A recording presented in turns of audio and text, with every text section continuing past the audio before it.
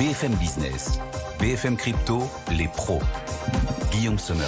Le futur a trouvé son rythme de croisière, c'est les pros des cryptos. Bienvenue à tous. Nos talents cette semaine, ils sont là. Charles Aubert-Couturier, expert digital, l'asset pour KCIS. Bonjour Charles, bienvenue. Thibaut Boutroux aussi nous accompagne, directeur général de Meria. Bonjour Thibaut, ravi de vous retrouver.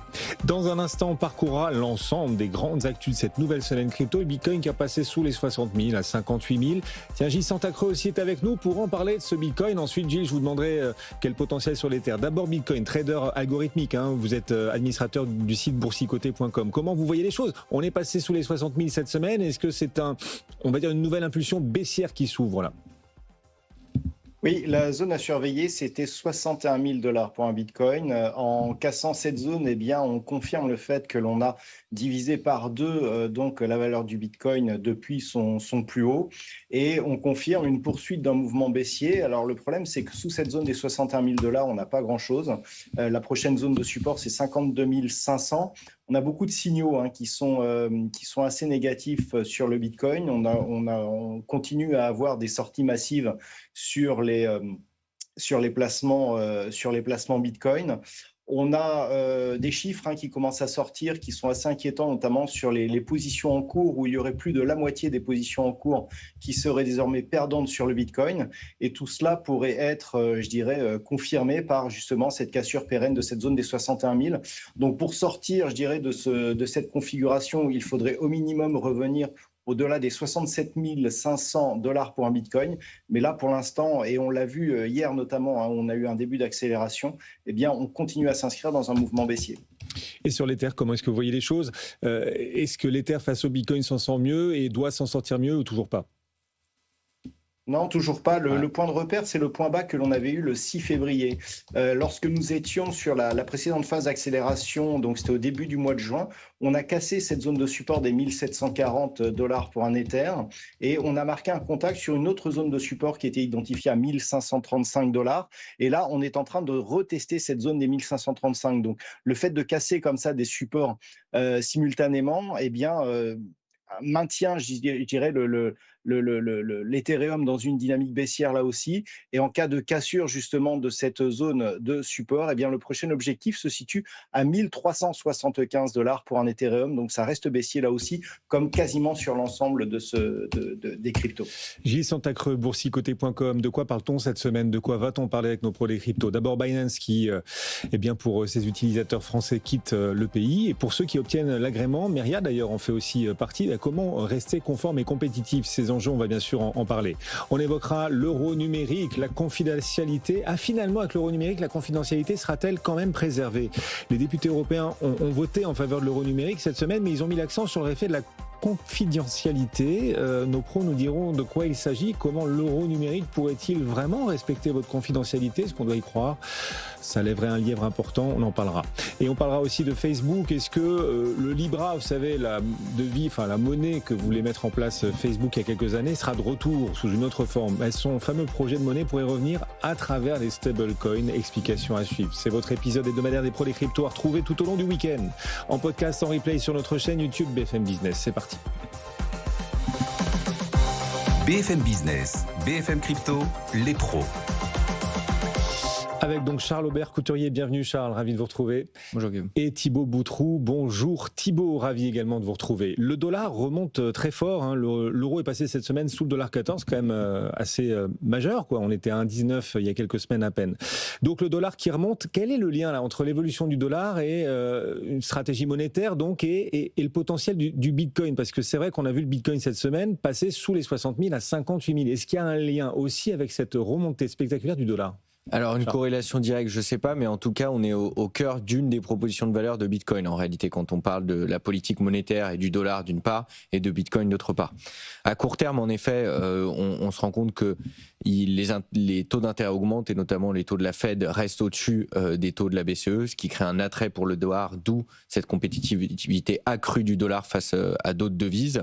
Et donc, finalement, ça draine une partie des liquidités vers le dollar assez naturellement, qui investit, y compris sur de la dette court terme qui est rémunérée assez bien du côté des US, et donc ce qui pèse sur des actifs plus risqués qui ne portent pas de rendement comme le Bitcoin.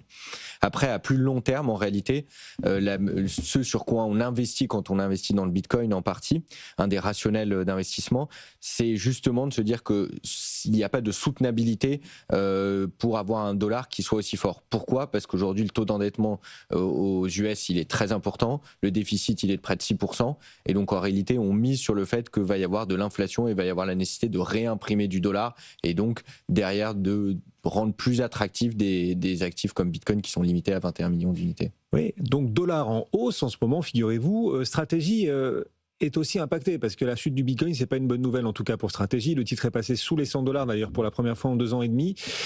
Et Stratégie, Thibaut, a pour la première fois acheté plus de dollars que de Bitcoin.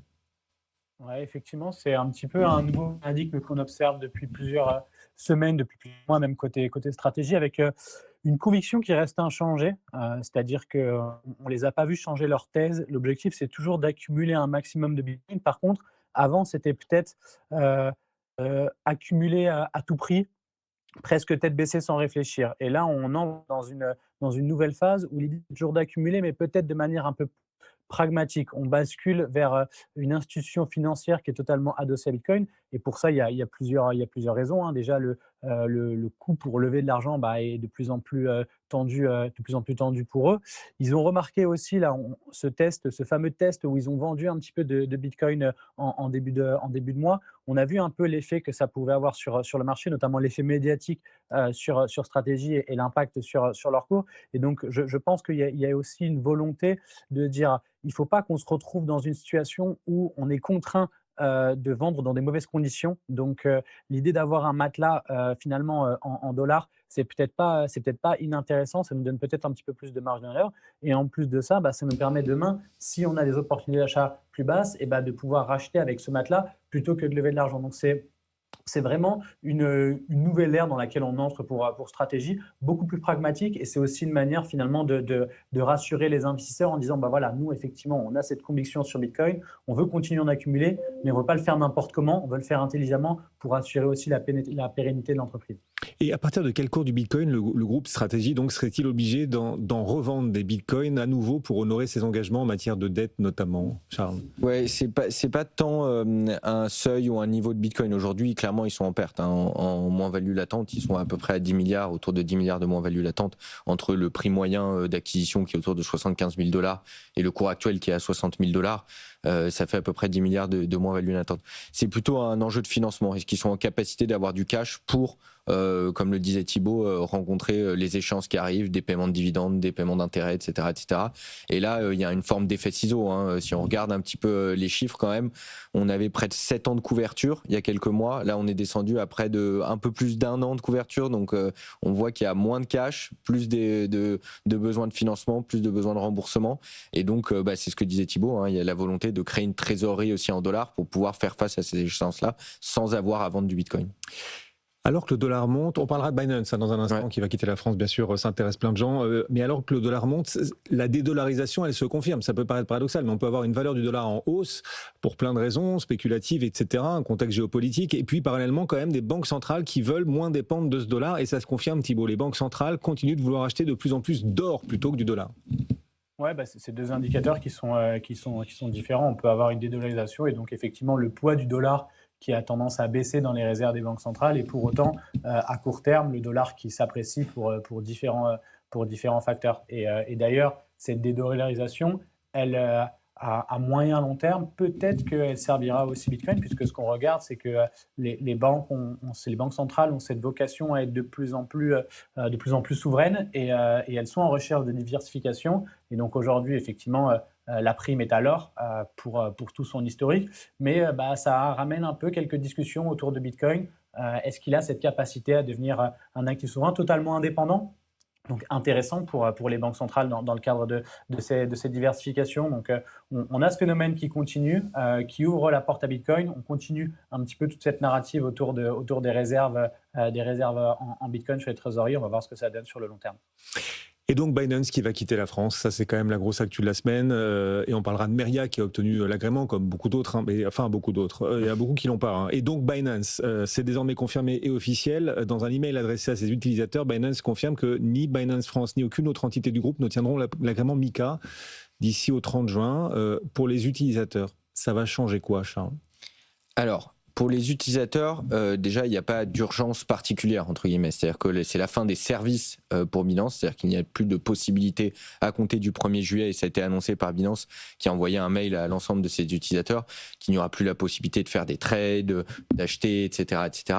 En revanche, les fonds ne sont pas à risque, et conformément au règlement MiCA d'ailleurs, Binance laisse la possibilité de retirer ses fonds et d'aller les transférer vers des plateformes tierces ou vers des portefeuilles qu'on peut gérer soi-même, donc vers des portefeuilles dits auto-hébergés.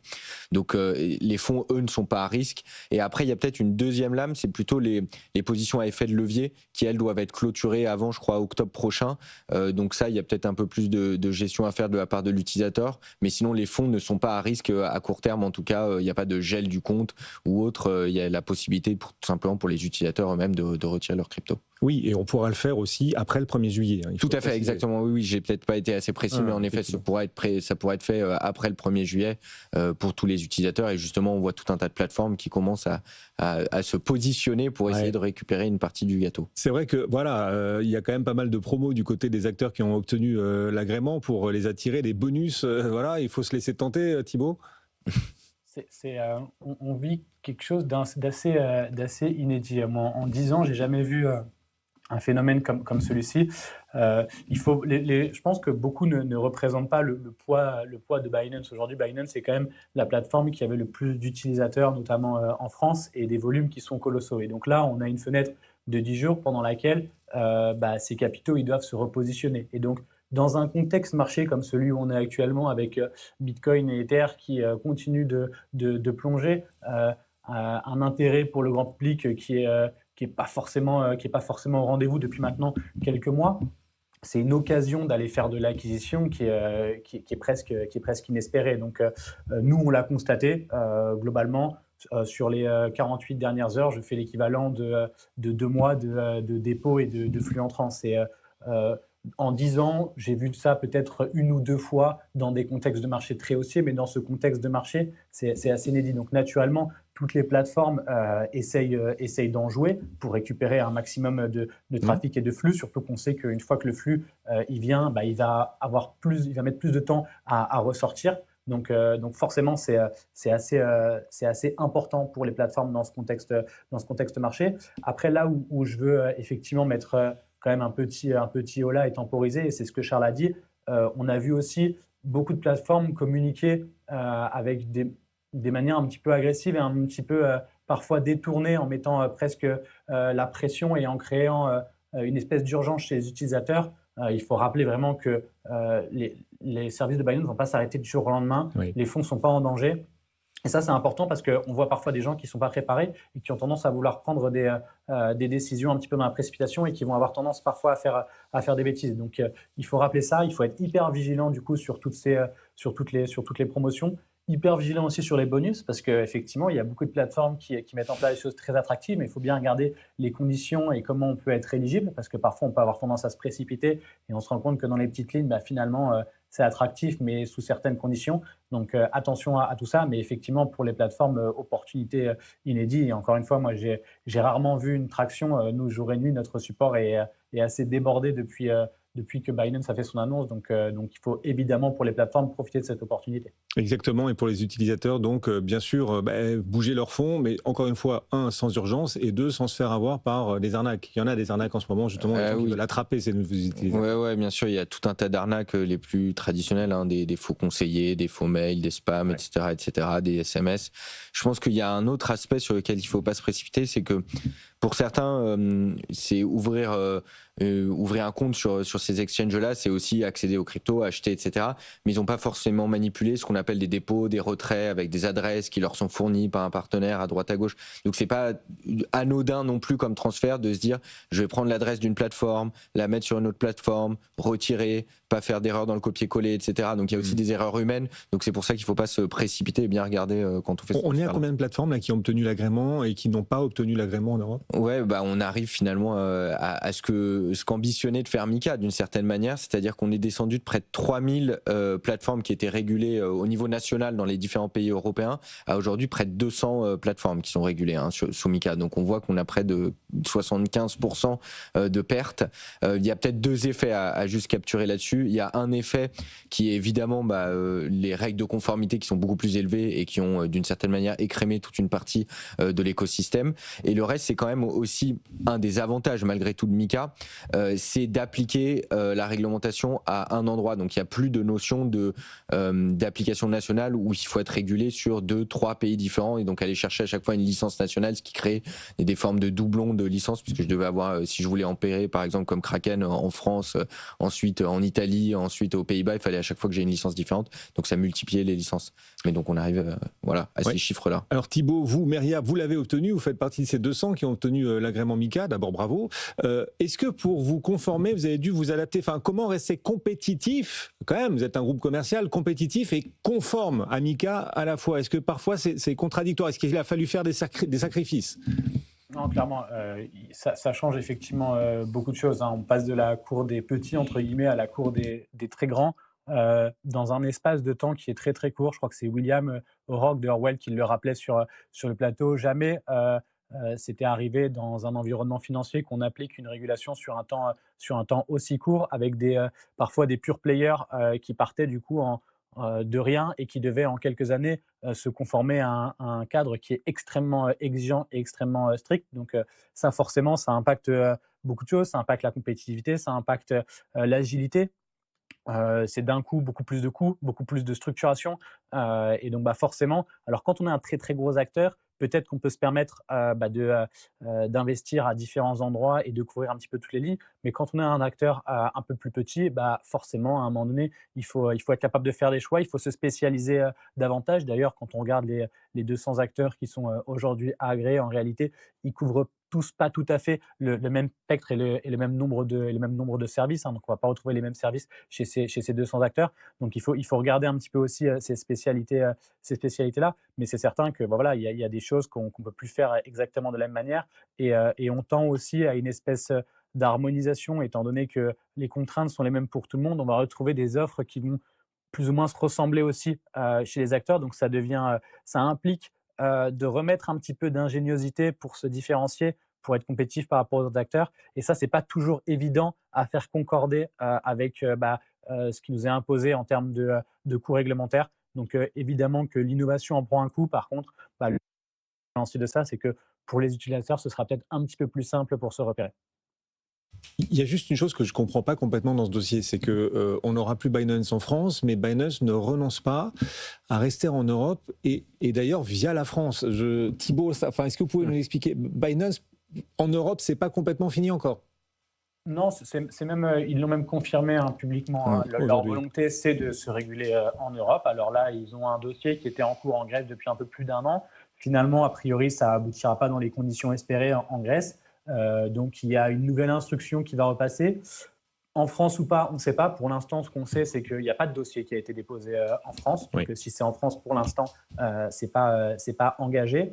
On sait également qu'ils en ont pour plusieurs mois d'instruction. Donc, il ne faut pas s'attendre à voir Binance redéployer des services dans les prochains mois. Au mieux, je pense que ce sera sur la fin d'année, mais le plus raisonnable, c'est de penser sur le début d'année 2027. Mais d'ailleurs, ça se voit dans la communication qu'ils ont faite, auprès de leurs utilisateurs. Personnellement, je les trouvais vraiment très précises, très détaillées, très rassurantes et très complètes, ce qui est aussi un signe qui veulent jouer le jeu et qui veulent aussi montrer qu'ils jouent le jeu auprès des régulateurs pour dire regardez, on joue le jeu, on fait une cessation d'activité dans les règles de l'art et on continue. Et on oublie aussi, on a tendance toujours à mettre un petit peu cette image du vilain petit canard à Binance. Binance, au niveau mondial, les ressources dédiées à la conformité, c'est près de 1500 personnes. Donc, c'est pas le groupe Far West qui pouvait exister à ses débuts. Aujourd'hui, c'est quand même quelque chose de beaucoup plus structuré, qui opère déjà dans différentes juridictions, qui sont régulées sur d'autres continents. On sait que leur cas en Europe, il est compliqué parce qu'il y a des antécédents aussi politiques. Donc, il y a tout ça qu'il va falloir un petit peu mettre sur la table. Mais je pense qu'ils trouveront une solution, mais ça prendra certainement un petit peu de temps. Les pros des cryptos, l'essentiel de l'actualité en quoi 25 minutes chrono et à retrouver tout au long du week-end, bien sûr. On va parler aussi de l'euro numérique qui, alors, ne devrait pas voir le jour avant 2029, l'euro numérique, mais il vient quand même de franchir un pas important. Le Parlement européen a voté en faveur de l'euro numérique, Charles. On comprend l'intention, alors que les États-Unis exercent de plus en plus leur arbitraire sur le reste du monde. Le but, entre autres, c'est grâce à l'euro numérique, moins dépendre pour nos paiements de Visa ou encore Mastercard. Donc, oui, c'est bien l'euro numérique. L'ambition est louable, en effet, de se dire qu'on veut moins dépendre d'acteurs américains ou étrangers dans l'utilisation de nos services financiers, ça me semble tout à fait louable. Je pense que là où il y a des petites nuances à apporter, c'est par exemple si on regarde rien qu'en France, on a déjà le réseau carte bancaire, par exemple, qui permet de substituer à Visa ou Mastercard. Donc on a déjà des réseaux aussi au niveau national, par exemple, qui peuvent être beaucoup plus souverains que ces réseaux-là étrangers. Sur le reste du cas de l'euro numérique, en fait, ça pose beaucoup de questions. En réalité, si on regarde aujourd'hui, il y a assez peu d'acteurs ou de parties prenantes qui vont l'utiliser, qui vont le distribuer, qui sont forcément au clair sur est-ce qu'il y a un intérêt à le faire, combien ça va me coûter, comment je vais le mettre en œuvre, etc., etc. On commence à voir des choses, mais on voit beaucoup de coûts sur la table, assez peu de plus-value à date, et on se demande vraiment comment ça va être utilisé et comment les citoyens demain vont adopter ou pas en fait cet euro numérique-là, avec un risque finalement que la voie prise par les États-Unis que vous mentionniez juste avant, qui est plutôt de dire je vais passer par des acteurs privés et notamment le monde des stablecoins plutôt que de passer via l'État. Et d'ailleurs, c'est assez drôle, mais il y a un croisement puisque je crois que c'est aux États-Unis où on a formalisé l'interdiction de lancer une monnaie numérique de banque centrale de détail. Oui. Donc on est allé pile au même moment, à rebours de ce qu'on est en train de faire ici en Europe. Donc voilà, on verra qui sera gagnant dans les années qui viennent, mais on voit que même des réseaux Visa, Mastercard, c'est des réseaux privés finalement qui sont à la main des Américains, mais qui sont des réseaux privés. Ah oui. Mais par exemple, en Europe, on a Wero qui promet un peu ce que promet l'euro numérique, d'ores et déjà. Un rail de paiement Thibaut pan-européen, souverain, basé sur le virement instantané de compte à compte. Qu'est-ce que l'euro numérique doit apporter par rapport à Wero, par exemple ? Ça reste quand même deux choses différentes, Wero et l'euro numérique, parce que Wero, c'est justement effectivement une infrastructure de paiement. Donc, ça reste sur le compte en banque et c'est simplement un moyen pour transférer de l'argent de compte à compte, là où l'euro numérique a plutôt vocation à être un genre de nouvelle monnaie avec un compte, avec une monnaie émise par la Banque centrale. Donc, on est vraiment, d'un côté, on a une infrastructure et d'un côté, on a ce qui va plutôt circuler. Donc, on a presque, si je peux imaginer, Wero, c'est plus une autoroute, alors que l'euro numérique, c'est un nouveau type de véhicule. Donc, c'est deux choses qui sont différentes et qui ne répondent pas tout à fait à la même problématique. Quelles seraient, Charles, les conséquences de cet euro numérique pour les banques commerciales ? Ça a été chiffré par différentes études, que ce soit d'ailleurs par la BCE ou par des cabinets de conseil privés, mais c'est au moins quelques milliards de mises en œuvre pour les banques, voire quelques dizaines de milliards de mises en œuvre. C'est estimé par certaines études autour de 100 millions par banque pour mettre en œuvre toute l'infrastructure nécessaire. Donc ça, à la limite, c'est une question de coût et de mise en œuvre. Donc c'est une question de ressources, c'est-à-dire que c'est autant que je ne vais pas investir ailleurs pour un établissement bancaire. L'autre aspect qui peut-être est plus questionnable, ou en tout cas pose des questions assez importantes auprès des banques, c'est le risque de substitution par rapport au dépôt. C'est des choses qu'on entend souvent, par exemple des attaques souvent qu'on porte sur les stablecoins en disant en fait pourquoi développer les stablecoins puisque c'est une forme de substitut au dépôt, et on se retrouve un peu dans la même logique en réalité avec le stablecoin, avec pour certaines banques, ça peut monter jusqu'à 20-25% des encours qui seraient à risque selon les plafonds de détention qui sont autorisés ou pas. Je vois aussi, juste pour compléter ce que disait Thibaut, une autre petite différence, c'est que c'est une monnaie ayant cours légal en fait, l'euro numérique. Donc les commerçants, n'importe qui n'aura pas le choix d'adopter ou pas l'euro numérique. Ce sera obligatoire d'accepter et d'utiliser l'euro numérique chez soi, là où Wero, c'est pas une obligation. Oui, alors justement, c'est cette autre question vers laquelle ce que vous nous dites nous amène. Est-ce que l'euro numérique servira aussi à pousser les Européens à dépenser plutôt qu'à épargner ? Est-ce qu'il sera plus compliqué d'épargner avec une formule euro numérique, Thibaut ? En tout cas, la forme qu'il prend par rapport aux informations dont on dispose, c'est qu'effectivement, il n'est pas fait du tout pour épargner. Déjà parce qu'il y a de toute manière un plafond, a priori, qui sera autour de 3 000 euros. Donc on ne pourra pas excéder ce plafond-là sur la détention. Et puis, on ne pourra pas avoir de rendement sur cet euro. Donc finalement, en fait, il servira à rien d'autre que pouvoir faire des dépenses courantes. Et comme ça vient d'être dit par Charles, de toute manière, tout le monde sera obligé, enfin en tout cas tous les commerçants seront obligés de pouvoir l'accepter. Donc il est pensé de manière à être un espèce de carburant qu'il faut utiliser.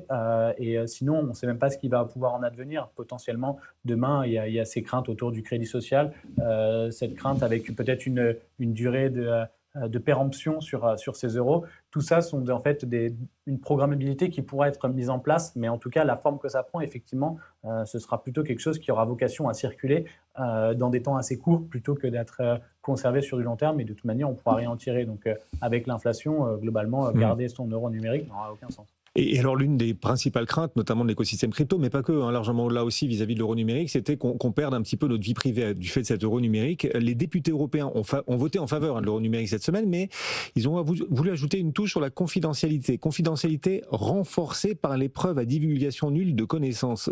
Ça risque de moins faire de cet euro numérique un outil de surveillance, vraiment, Charles ? C'est louable et c'est très bien, Oui. je pense, une bonne technologie. Il faudra voir si ça fonctionne à l'échelle. Et l'autre aspect, c'est, je pense aussi, de comprendre si tout est dans le détail derrière. C'est pas parce qu'on utilise une technologie, ça dépend de comment c'est mis en œuvre, qui génère les preuves, comment c'est géré, etc., etc. Donc ça, c'est un premier aspect. L'autre aspect, c'est que dans le design de l'euro numérique, aujourd'hui, il y a un peu deux niveaux. Et l'idée, c'est que ce soit finalement des établissements privés, des établissements de paiement, des établissements bancaires qui fassent, eux, les diligences et donc les formes de, comme on dit, le KYC, les diligences sur les personnes pour s'assurer qu'elles ont le droit d'en détenir et qu'il n'y a pas de fraude associée et que ce ne soit pas la Banque centrale elle-même qui le fasse. Donc il y a un peu ce premier rempart, a priori, qui permettrait de protéger l'identité des détenteurs. Dans quelques minutes, l'ouverture à Wall Street, on va la vivre ensemble sur BFM Business. Un dernier mot sur peut-être ce projet qui va faire son retour, enfin, sous une autre forme, revenir par la fenêtre ou par la cheminée. Là. Les stablecoins pourraient ressusciter le Libra, vous savez, cette monnaie que voulait lancer Meta, Facebook. Eh bien, ce Libra pourrait finalement retrouver une vie, retrouver un avenir, mais à travers, Thibault, les stablecoins. C'est ça, oui. Donc c'est quand même sous une forme très différente, puisque là, l'idée, c'est plutôt justement d'intégrer des stablecoins existants dans l'environnement de Meta. Donc ce serait plus Meta qui va venir créer sa propre monnaie, comme ça avait été l'initiative par le passé, et comme ça avait soulevé toutes ces questions d'ordre politique. Donc là, ce sera une forme un petit peu différente, beaucoup plus acceptable politiquement en l'état, avec l'intégration de stablecoins pour justement faire des échanges à l'intérieur de cet environnement. Donc effectivement, ce projet est en train de se réveiller, comme il est en train d'être discuté dans beaucoup d'autres environnements. Merci à tous les deux de nous avoir accompagnés aujourd'hui. Thibault Boutroux pour Meria et Charles-Aubert Couturier pour KCIS. C'est votre épisode hebdomadaire des pros des cryptos. Dans un instant, BFM Bourse. Bon week-end à tous. Et sinon, dans un instant. À tout de suite. BFM Business, BFM Crypto, les pros.